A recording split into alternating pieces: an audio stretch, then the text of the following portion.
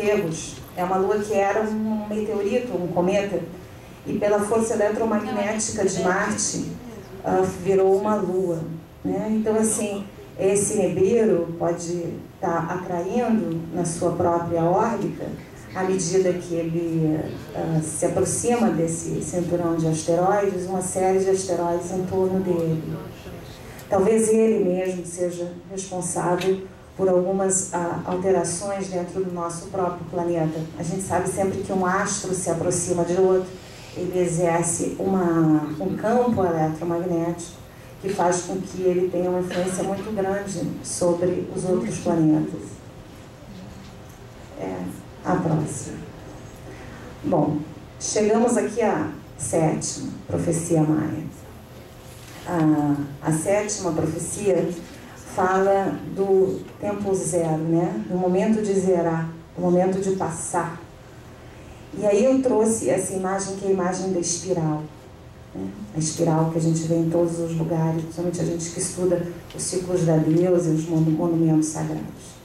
Isso aí é o que eles chamam de sequência numérica de Fibonacci. Fibonacci foi um matemático que estudou a partir dos caramujos, né, uma relação matemática também perfeita entre a natureza e a espiral.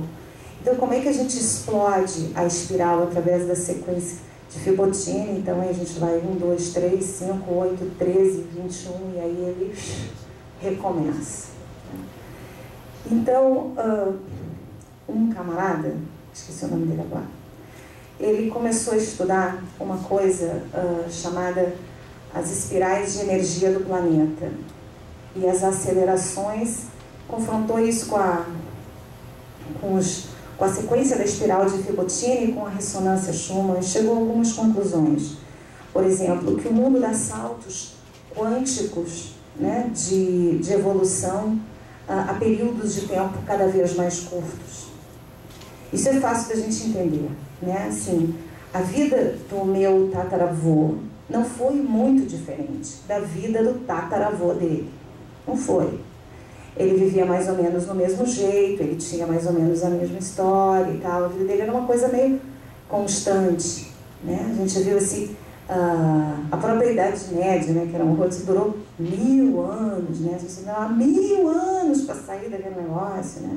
Então, assim, os círculos de mudança de comportamento da nossa humanidade eram muito mais curtos, eram muito mais longos, e de repente estão muito curtos, né? Assim, ontem a gente precisava saber a respeito de videocassete, precisa saber hoje de DVD, daqui a pouco precisamos saber de iPhone. O tempo está cada vez mais curto. Então ele foi estudando essas espirais, né, e viu que esses tempos tinham bifurcação e que esses tempos vinham diminuindo. Como o nosso calendário não é um calendário muito preciso, ele comparou com as datas do calendário maia. E começou a ver que existia uma relação numérica entre esses ciclos de evolução do mundo, né, e o tempo. E fez uma simulação assustadora. Assim. Isso aí. Isso aí é o seguinte, a gente demorava 5.000 e tantos anos para a humanidade mudar um pouquinho, aí ela ia mudando. Então ele foi confrontando essas épocas, essas datas de bifurcação. Por exemplo, a Constituição Americana, quando foi feita, que foi um salto, né, da humanidade para propor um novo modelo de governo, que não era mais o rei, aquele negócio todo. Aí foi vendo todos esses nossos movimentos e foi comparando, e se viu que eles eram harmônicos em espiral para baixo. Aí comparou isso com os dados da ressonância Schumann, que dizem que o planeta está sendo, de uma certa forma, acelerado. A ressonância Schumann é o tempo que o campo eletromagnético demora para mandar uma coisa até a ionosfera e voltar, como se fosse o batimento da Terra. Ele demorava e vinha num ciclo constante por um longo período de tempo em 7,67 Hz. E essa frequência era uma frequência de mais ou menos todos os seres vivos.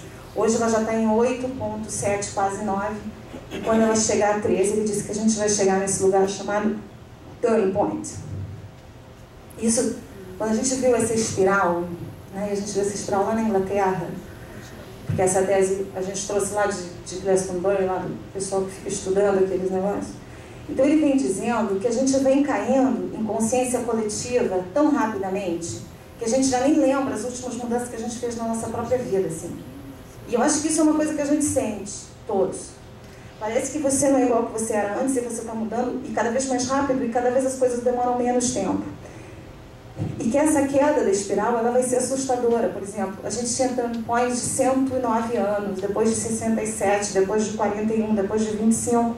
Hoje, 2008, a gente está 1,43 anos para fazer uma mudança.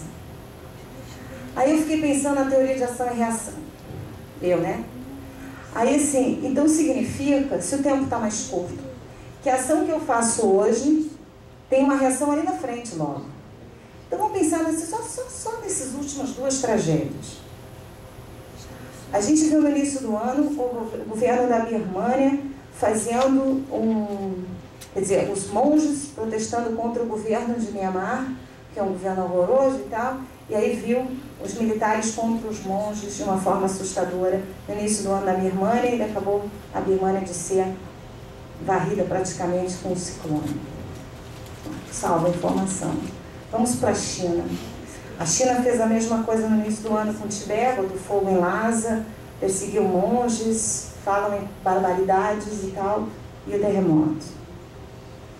Então talvez o tempo de ação e reação na Terra, a nível micro e macro, esteja diminuindo, até a gente chegar num ponto zero, que pode ser o que eu sou é o que eu experimento, é o aqui e agora completo, o ponto zero, o final do calendário maia. E aí ele viu que essa espiral, pela sequência Fibonacci também, nos colocaria num turning point, num ponto zero, exatamente em 2012. Ainda sobre 2012, a gente precisa pensar que as notícias, eu tenho essa sensação pessoal, estão sendo meio escondidas, assim, né? Nós temos um vulcão em erupção no Chile, entrou em erupção, de repente ninguém mais fala nele, mas ele continua lá em erupção. A gente teve uma notícia, para mim, a mais importante nos últimos tempos, que foi o silo de Estocolmo, né? Por que todas as nações do mundo gastaram milhões de euros para estocar todas as sementes do mundo num bunker subterrâneo? Por quê? Por que agora? Foi a única ação concreta que eles fizeram que deixa a gente... Arca de Noé, o que é que está para acontecer? Né? Por que esses caras chegaram a essa ação agora? É uma coisa que deixa a gente também muito mexido, né? Sem entender muito bem. Passa a próxima.